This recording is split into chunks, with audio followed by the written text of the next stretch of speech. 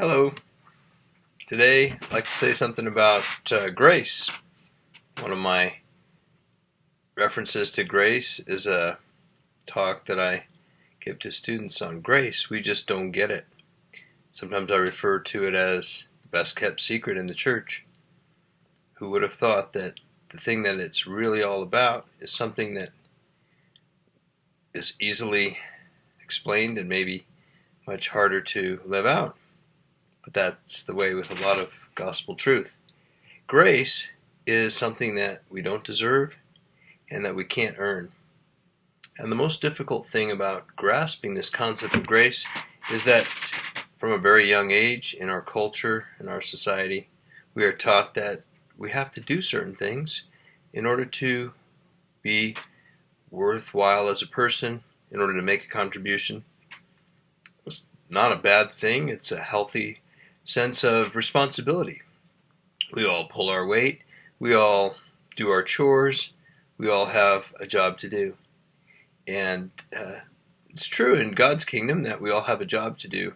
But the deeper truth is that before we are even given our job or our task in God's bigger picture, we are called to be sons and daughters by grace through a gift of righteousness by the life and death and resurrection of Jesus Christ. Why would grace be so hard to understand? Well, I don't know, but there's a story about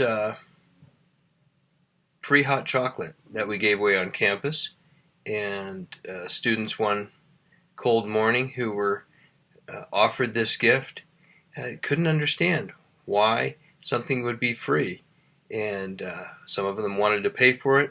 Some of them weren't interested in having it if they couldn't pay for it. And our sign said free hot chocolate, no donations accepted, sponsored by Grace. So many of them asked the question, what is grace?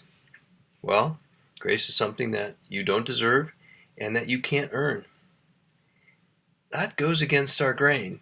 We like to feel good about ourselves based on some achievement or accomplishment.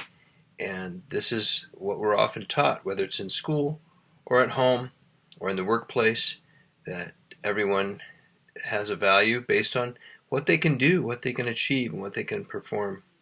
God places value on us based on who He's made us to be, created in His image. God places value on us because He wants a relationship with us.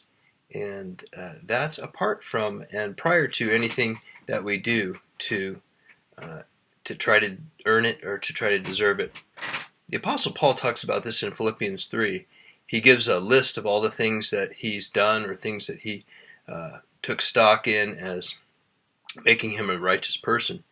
And then he goes on to say, but I count that all as trash, refuse, dung, that I set aside what used to be my means of attaining righteousness, and instead I look to the righteousness that comes from God by faith in Jesus Christ. And this is grace. And he from there says, forgetting what is behind and straining what is toward what is ahead, I press on toward the goal to win the prize for which God has called me heavenward. And so that there's no lack of motivation there. It's not that we're not trying to do something, accomplish something, or fulfill a mission, a calling in life. It's just that before that, and maybe independent of that, we are given this gift of grace, and God's love and favor is poured out on us.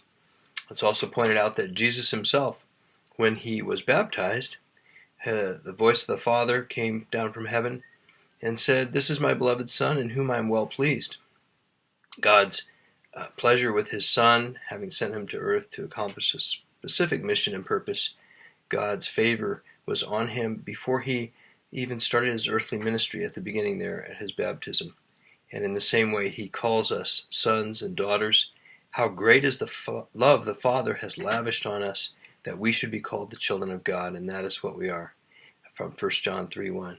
Well, that's all for today. I'll see you next time.